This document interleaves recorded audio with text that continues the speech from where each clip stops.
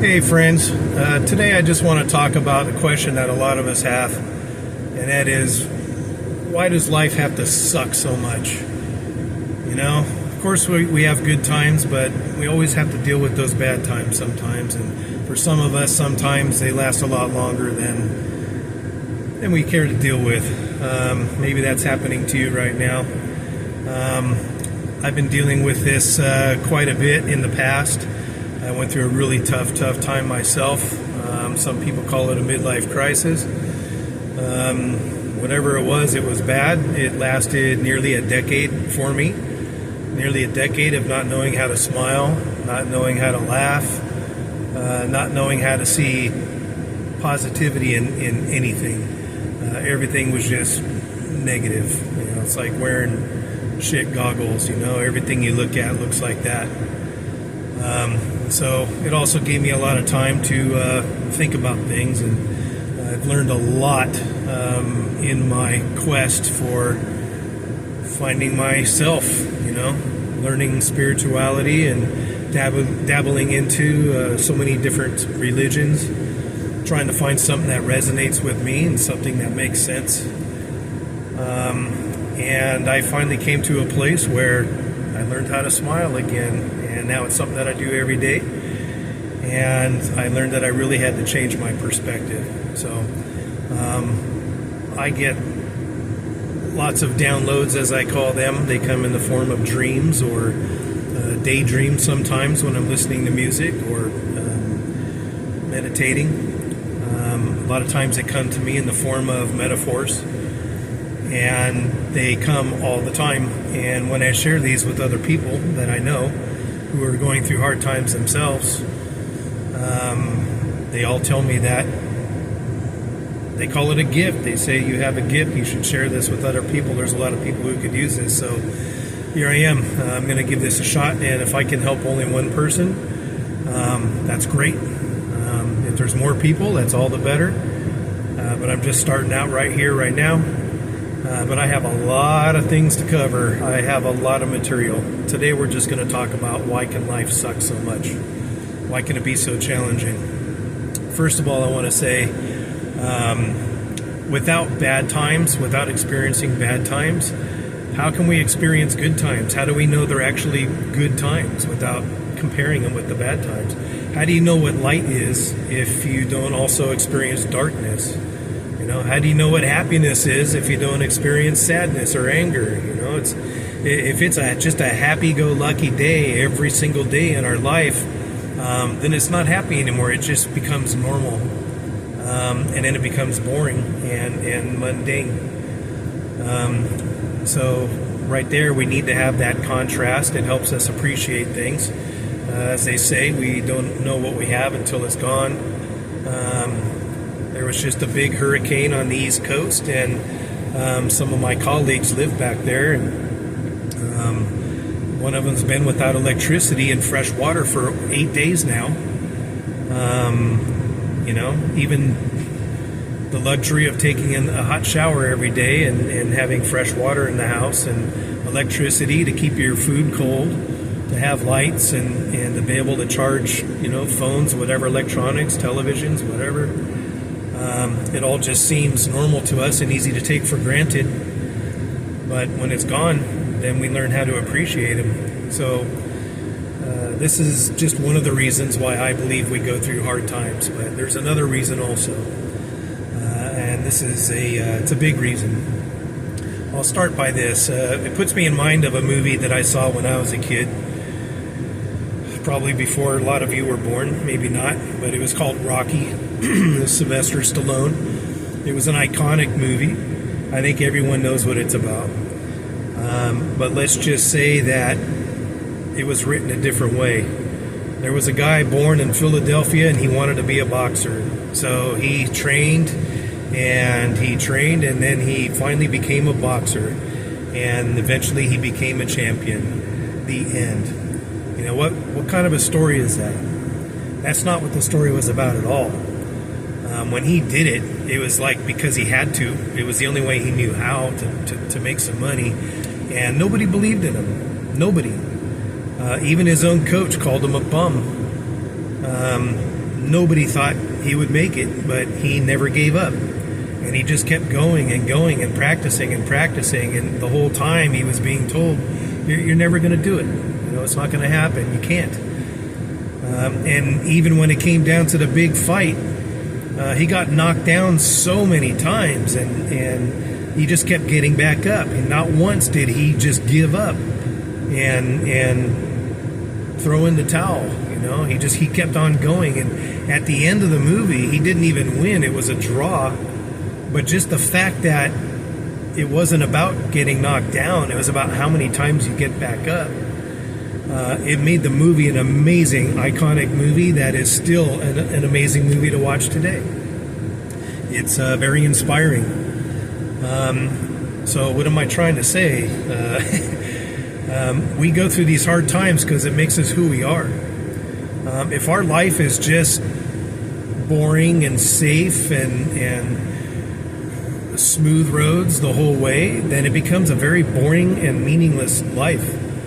And think of how many people, in my business, I deal with a lot of self-made, very well-to-do people.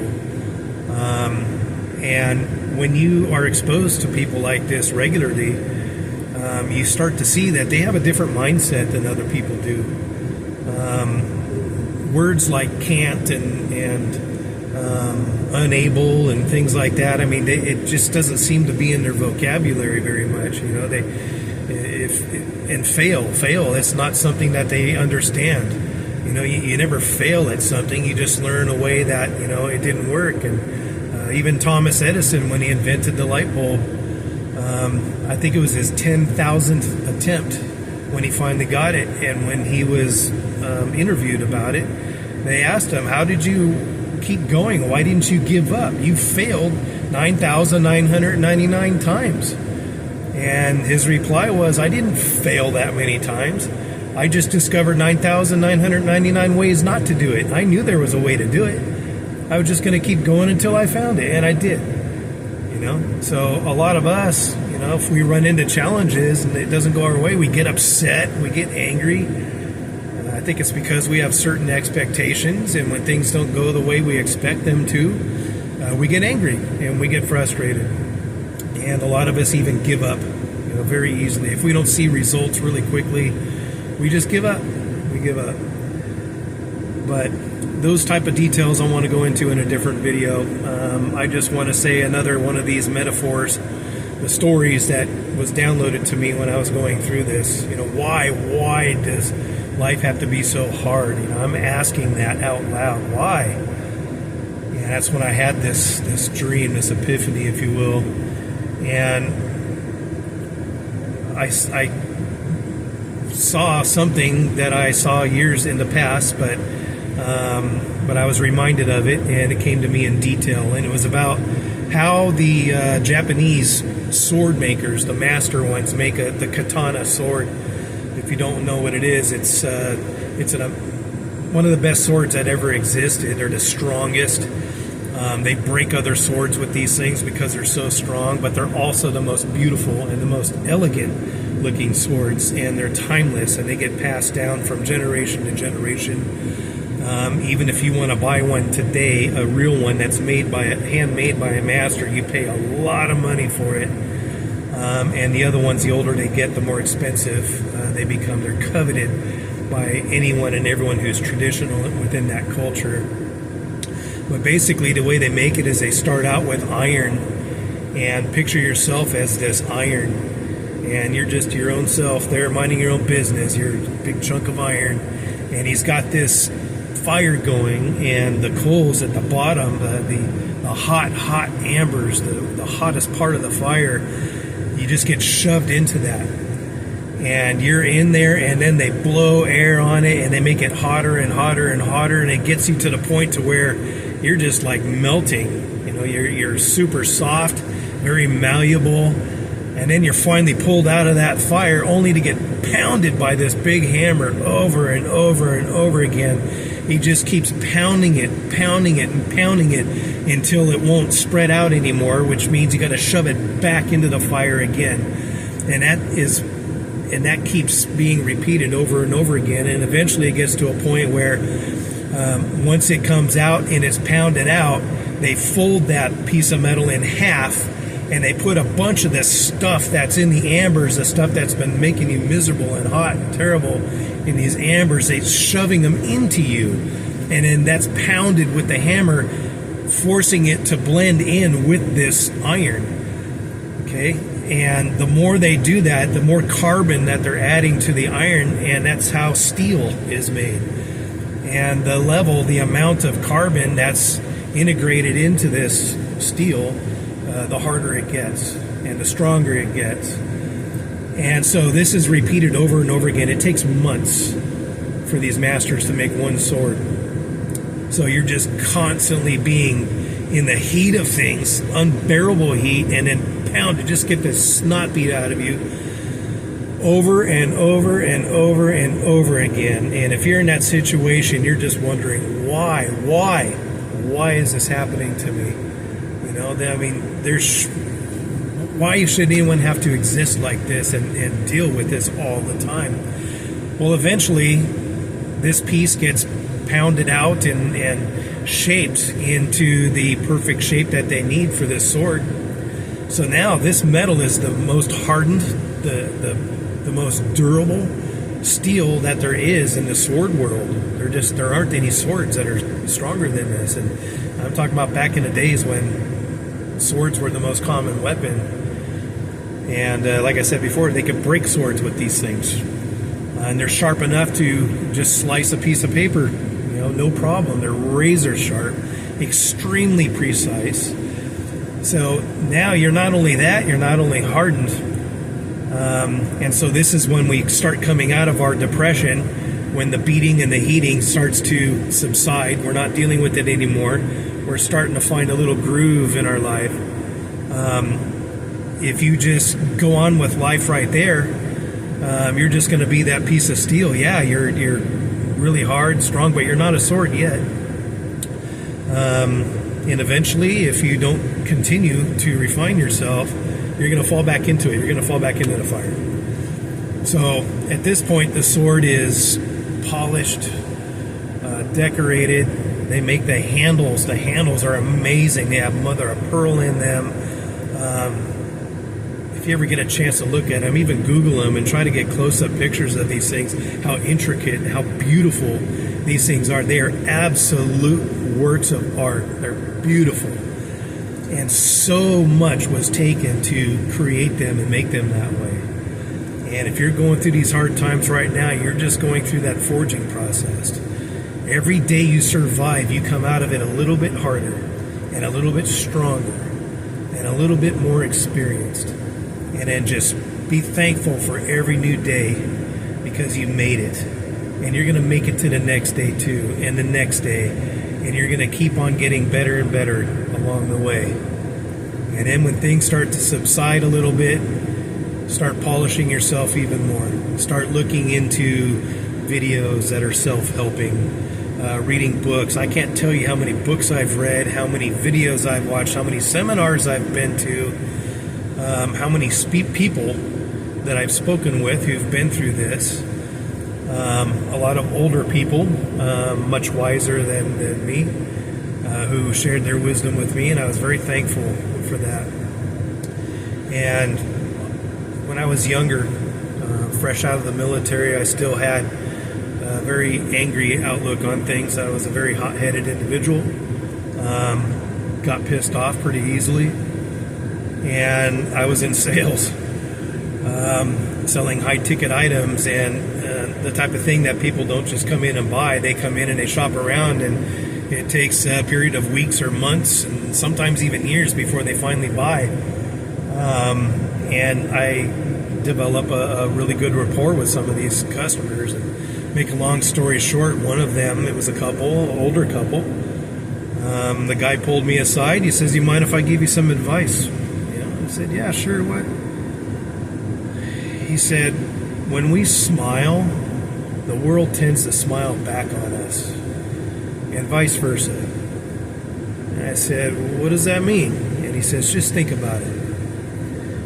And I just kind of gapped it off. I wasn't in the point of my life where I was ready for that, but it planted a seed in me. It never went away. I remembered it, but I never understood it for a long time until fast forward when I went through my tough time and when I was going through my spiritual quest for my awakening and finding myself and who I really am, what I really am, and finding out what's my purpose here.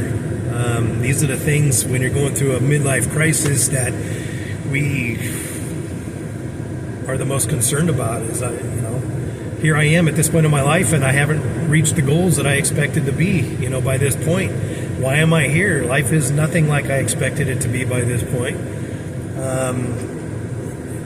I'm not happy. I don't like what I'm doing. I know I have a purpose here. I know there's a reason for me to be here, and I know it's not to suffer. And so my quest to try to find that was very difficult, and it took a long time to figure it out. But I figured it out, at least for myself. And if it worked for me, then hopefully it can work for at least one of you, if not more. The more, the better. So I finally learned how to smile, and there's a lot more involved to that. But basically, when we smile, the world does tend to smile back on us. We put out a different vibration, which is another episode that I want to cover, which is vibration. Very important. But even if we're faking the smiles, people respond to that.